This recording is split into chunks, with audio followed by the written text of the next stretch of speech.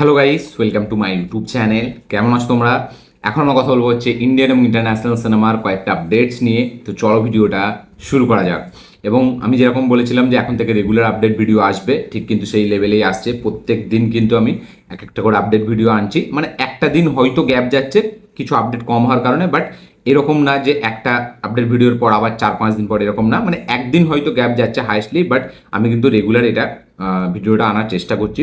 তো আজকে সবথেকে প্রথম যেটা আপডেট সেটা হচ্ছে সালমান খানকে নিয়ে। তো সালমান খান এবং ক্যাটরিনা ক্যাফ স্টারার 2012-তে রিলিজ হওয়া সিনেমা, যেটার নাম হচ্ছে এক থা tiger, directed by Kabir Khan. ঠিক আছে, যেই ফিল্মটা থেকে সালমান খানের একটা আলাদাই লিক চলছিল তারপর থেকে। মানে এটা কামব্যাক ফিল্ম না, কামব্যাক ফিল্ম তো অবশ্যই ওয়ান্টেড, বাট এই ফিল্মটাও কিন্তু দারুণভাবে খুব অ্যাপ্রিসিয়েশন পেয়েছিল ফিল্মটা, এবং দারুণ বক্স অফিসে কালেকশন করেছিল, ব্লকবাস্টার ফিল্ম হয়েছিল। তো এই ফিল্মটা আবার কিন্তু রিলিজ করা হচ্ছে। ইয়েস, একথা টাইগারকে কিন্তু আমরা আবার একবার বড় পর্দায় দেখতে পেতে চলেছি। এখনও ডেট কিন্তু মেনশন করেনি কোন ডেটে রিলিজ হবে, বাট হয়তো 2025-এই কোনো একটা সময়ে এই সিনেমাটা আমরা দেখতে পেতে চলেছি। আবার রিলিজ হচ্ছে একথা টাইগার। কারা কারা একথা টাইগার নিয়ে বিশাল লেভেলে এক্সাইটেড? মানে যারা এই ফিল্মটা অলরেডি দেখে নিয়েছে, দেখে তো সবাই নিয়েছে, মানে যারা একথা টাইগারের ফ্যান অ্যাকচুয়ালিতে, যারা সালমান খানের ফ্যান, যারা সালমান ক্যাটরিনাকেই মানে চরিত্রটা আবার একবার দেখতে চাই বড় পর্দায় সেমভাবেই, তো তারা কি মতামত তাদের অবশ্যই এটা নিয়ে কমেন্টে লিখে জানাবেন এই আপডেটটা জেনে। তো একথা টাইগার রিলিজ হচ্ছে। সালমান খানের যারা ফ্যান তারা অবশ্যই একটা লাইক, এবং যারা ক্যাটরিনা কাইফের ফ্যান অবশ্যই একটা কমেন্ট করে দেবেন। তো নেক্সট যেটা আপডেট সেটা হচ্ছে হলিউড থেকে সুপারম্যানকে নিয়ে। তো সুপারম্যানের যে সিকুয়েল ফিল্ম যেটা আসবে 2027-এ, আমি কিছুদিন আগেই বললাম যে 11 জুলাই না 9 জুলাই এই সিনেমাটা রিলিজ হবে, যেটার নাম হচ্ছে সুপারম্যান 2 ম্যান অফ টুমরো। ঠিক আছে, তো এই সিনেমাটাতে কিন্তু আমরা এবার দেখতে পেতে চলেছি একটা সিনে, মানে একটা সিন নয় বলা যায়, একটা বড় ভিলেনকে সুপারম্যান এবং তার সাথে সাথে সুপারম্যানের প্রথম ফিল্মটা যেটা কিছুদিন আগে রিলিজ হলো, সেই ফিল্মটা যে মেন অ্যান্টাগনিস্ট মানে মেন যে ভিলেন ছিল লেক্স লুথার, তাদের দুজনকে এবার আমরা একসাথে দেখতে পেতে চলেছি। ইয়েস, মানে তারা দুজন একসাথে টিম আপ করে একটা বড় ভিলেনকে হারাবে ওই সিনেমার মধ্যে। ইয়েস, সুপারম্যান 2 মানে হচ্ছে ম্যান অফ টুমরোতে আমরা দেখতে পাবো সুপারম্যান এবং লেক্স লুথার তারা একসাথে টিম আপ করবে, এবং করে একটা আরও বড় ভিলেনকে তারা একসাথে হারাবে। এরকমই এখনো পর্যন্ত আপডেট। ঠিক আছে, যে এরা টিম আপ করে একটা বড় ভিলেনের সাথে লড়াই করবে। এবং এই সিনেমাটা অ্যাকচুয়ালিতে জেমস গান রিসেন্টলি একটা ইন্টারভিউ জানিয়েছে যে এটা কিন্তু টেকনিক্যালি সুপারম্যান 2 নয়, ম্যান অফ টুমরো যে সিনেমাটার নাম, বাট এটাকে সুপারম্যান 2 হিসেবেই মানুষ ধরবে, কারণ এটাতেই এর নেক্সট যে সিনেমাটা মানে ম্যান অফ টুমরো, এতেই আমরা সুপারম্যানকে আবার দেখতে পাবো। তো তাই জন্য এটাকে সবাই সুপারম্যানের সিকুয়েল হিসাবেই ধরছে। তো ম্যান অফ টুমরো মানে সুপারম্যান 2 এতে কিন্তু আমরা দেখতে পাবো লেক্স লুথার এবং সুপারম্যানকে একসাথে ফাইট করতে।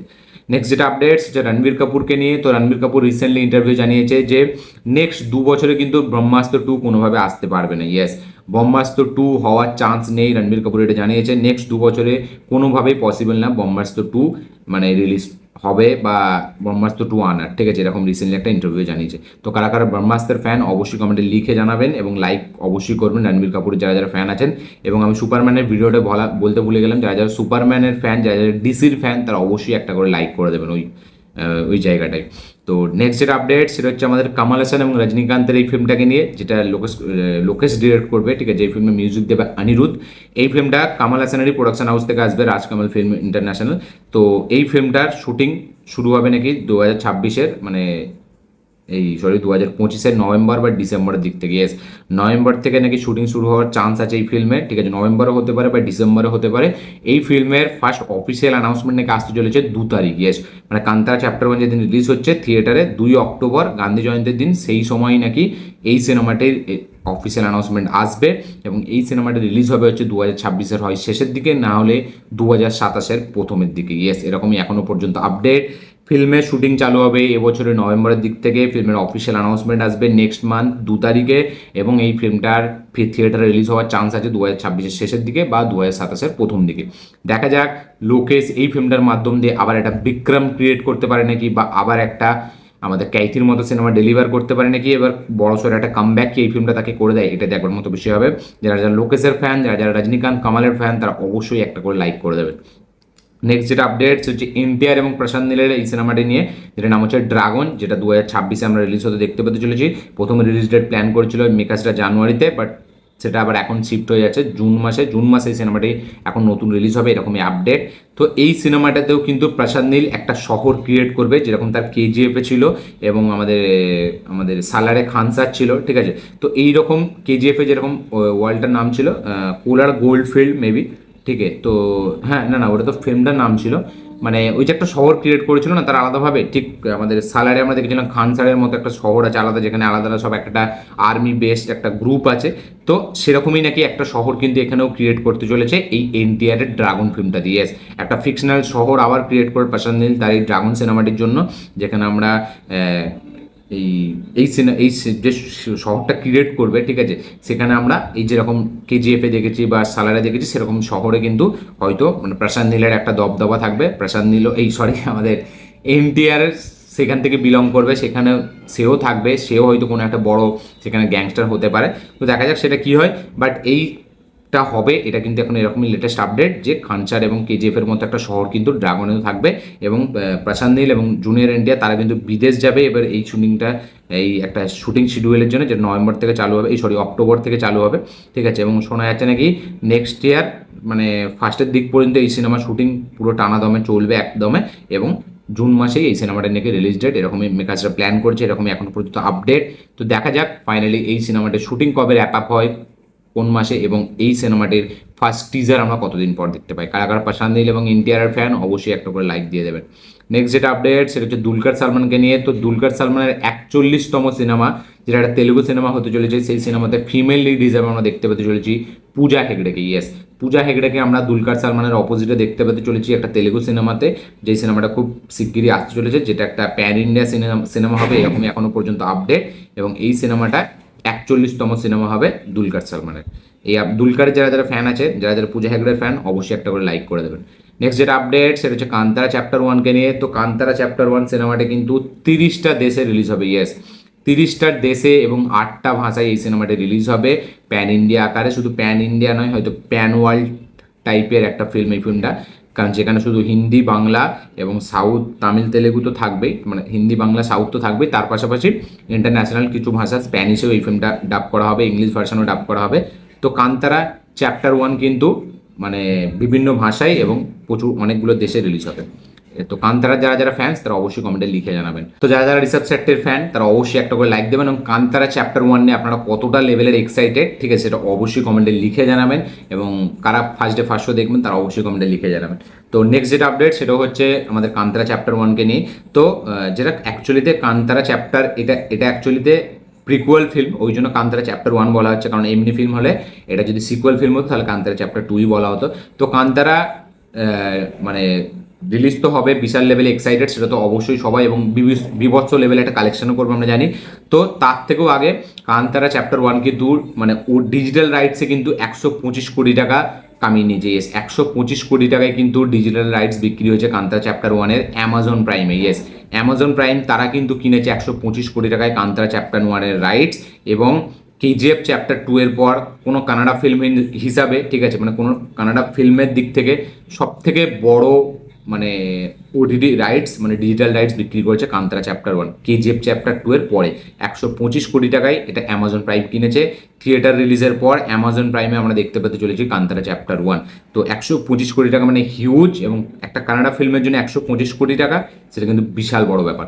তো কান্তারা চ্যাপ্টার 1 রিলিজের পর কীরকম কী তাবাহি করে এটা দেখবার মতো বিষয় হবে। ফিল্মটা কতখানি ক্রিটিক্যালি অ্যাক্লেমড হয় এবং কতটা হেভি বক্স অফিসে জাদুকে দেখায়, সেটা দেখবার মতো বিষয় হবে।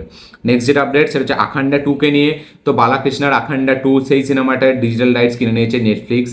সে অ্যামাউন্টটা হচ্ছে 80 কোটি টাকা। ইয়েস, 80 কোটি টাকা মানে হিউজ বালাকৃষ্ণার ফিল্ম হিসাবে, ঠিক আছে। বালাকৃষ্ণার আখান্ডা 2 সেটা রাইটস কিনেছে নেটফ্লিক্স 80 কোটি টাকায়, এবং একটা বড় অ্যামাউন্ট কিন্তু এই 80 কোটি টাকা। কারা কারা আখান্ডা 2 নিয়ে এক্সাইটেড, কারা কারা বালাকৃষ্ণার ফ্যান, অবশ্যই একটা করে লাইক করে দেবেন।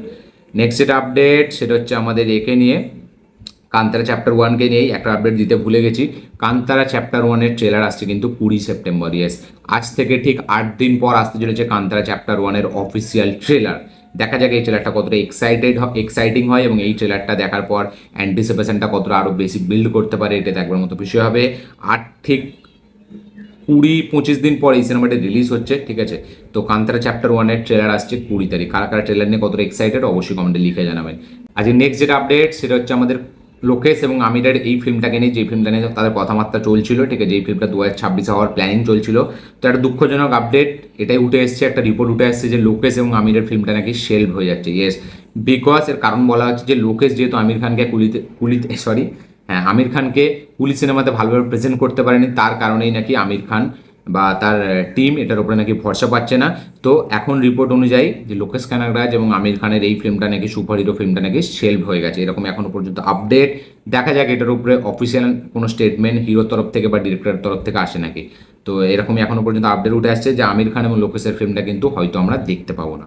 তো এটা নিয়ে আপনাদের কি বক্তব্য, কার কার ডিসঅ্যাপয়েন্টমেন্ট হয়েছেন এই আপডেটটা জেনে অবশ্যই কমেন্টে লিখে জানাবেন।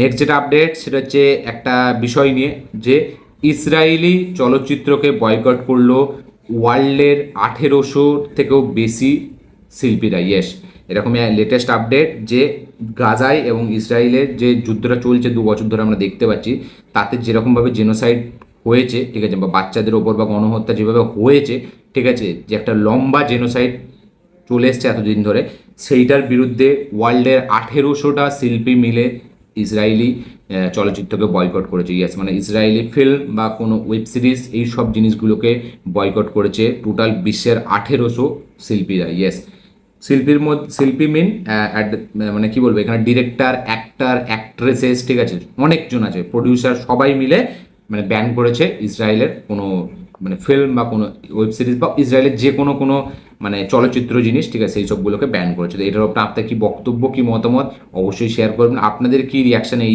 আপডেটটার ওপর, আপনারা কি বলতে চান সেটা অবশ্যই কমেন্টে লিখে জানাবেন। নেক্সট যেটা আপডেট সেটা হচ্ছে কুলি সিনেমার মনিকা গানটাকে নিয়ে। তো মনিকা গানটা আজকে 6:30টার সময় অফিসিয়াল ভিডিও রিলিজ হচ্ছে। ইয়েস, মনিকা একটা চার্টবাস্টার গান কুলি সিনেমার, এবং ওই একটা গান যেই সিনেমাটাকে আলাদা লেভেলে হাইপ করে দিয়েছিল। তো 6:30টাতে আসতে চলেছে কুলির সিনেমার মনিকা গানটার অফিসিয়াল মানে ভিডিও। ইয়েস, লিরিক্যাল ভিডিও প্রথমে রিলিজ হয় আমরা সকলে জানি, এখন কিন্তু অফিসিয়াল ভিডিও রিলিজ হবে ঠিক সন্ধ্যে 6:30টার সময়। কারা কারা মনিকা গানটাকে নিয়ে বিশাল লেভেল এক্সাইটেড, ফুল ভিডিও দেখার জন্য অবশ্যই কমেন্টে লিখে জানাবেন। নেক্সট যেটা সেটা হচ্ছে আমাদের সানি সংস্কারি কি তুলসী কুমারী, যেটা হচ্ছে বরুণ ধাবান জাহ্নবী কাপুরের নেক্সট রিলিজ, যেটা ডিরেক্ট করেছে হচ্ছে শশাঙ্ক খেতান, যে হচ্ছে আমাদের ওই হাম্পটি শর্মা কি, এবং তারপর আরেকটা ছিল না, যেটা হাম্পটি শর্মা সিকুয়েল একটা ফিল্ম ছিল। তো ওই সিনেমা দুটো বানানোর যে ওই সিনেমা দুটো যে বানিয়েছে যে ডিরেক্টর, যার নাম হচ্ছে শশাঙ্ক খেতান, তারই নেক্সট রিলিজ হচ্ছে সানি সংস্কারি কি তুলসী কুমারী। এই সিনেমাটার অফিসিয়াল ট্রেলার আসছে 15ই সেপ্টেম্বর। ইয়েস, 15ই সেপ্টেম্বর মানে ঠিক আজ থেকে 3 দিন পর এই সিনেমাটার অফিসিয়াল ট্রেলার ছাড়া হবে। এই সিনেমার অলরেডি 2টো গান রিলিজ হয়ে গেছে, যেই 2টো গানের আমি কোনো রিয়াকশন রিভিউ কিছু দিইনি, আমি অ্যাভয়েডই করছি এই ফিল্মটাকে, ঠিক আছে। আমি জানি একটা সেই যেরকম টিপিক্যাল ফিল্ম যেরকম আমরা দেখে এসেছি বলিউডে, সেরকমই ফিল্মই হবে, তাই জন্য আমি ট্রেলার রিভিউ, গান, রিয়াকশন কিচ্ছু দিইনি। তো 15 তারিখ এই সিনেমার অফিসিয়াল ট্রেলার আসছে, যারা যারা এক্সাইটেড এই ফিল্মটাকে নিয়ে অবশ্যই কমেন্টে লিখে জানাবেন। নেক্সট যেটা আপডেট সেটা হচ্ছে রামচরণের পেদ্দি বলে সিনেমাটাকে নিয়ে, যেটা তার নেক্সট রিলিজ, ঠিক আছে, যেটা ডিরেক্ট করেছে বুচ্চিবাবু সানা। এই সিনেমার বাজেট বলা হচ্ছে 300 কোটি টাকা। ইয়েস, 300 কোটি টাকায় নাকি নির্মিত হচ্ছে আমাদের পেদ্দি মুভিটা, যার মধ্যে এই সিনেমার 80 দিনের শুটিং অলরেডি শেষ হয়েছে এবং এখনও 70 দিনের শুটিং নাকি বাকি। এই সিনেমার ডিজিটাল এবং অডিও রাইটস বিক্রি করা হয়েছে 150 কোটি টাকাতে। ইয়েস, 150 কোটি টাকার অডিও এবং ডিজিটাল রাইটস বিক্রি হয়েছে, এবং 150 কোটি টাকা রিলিজের এতদিন আগেই তারা আয় করেছে মেকার্সরা। সব কিছু ঠিক থাকলে যেরকম আপডেট যে ঈদের সময় মার্চের 26 তারিখ মেবি এই সিনেমাটা রিলিজ ডেট ছিল, 27 তারিখ এই সিনেমাটার রিলিজ ডেট। তো দেখা যাক ফাইনালি সেই রিলিজ ডেটটা থেকে এই সিনেমাটা রিলিজ হয়, এটা দেখবার মতো বিষয় হবে। তো পেদ্দি সিনেমাটির বাজেট শোনা যাচ্ছে নাকি 300 কোটি টাকা, যার মধ্যে ডিজিটাল এবং অডিও রাইটস মিলিয়ে মেকার্সরা রিলিজের আগেই 150 কোটি টাকা ইনকাম করে নিয়েছে। দেখা যাক তাহলে রিলিজের পরে এই সিনেমাটি কিরকম কি বক্স অফিস কালেকশন করে। কারা কারা রামচরণের ফ্যান অবশ্যই কমেন্টে লিখে জানাবেন, কারা কারা এই মুভিটার জন্য বিশাল লেভেল এক্সাইটেড অবশ্যই কমেন্টে লিখে জানাবেন।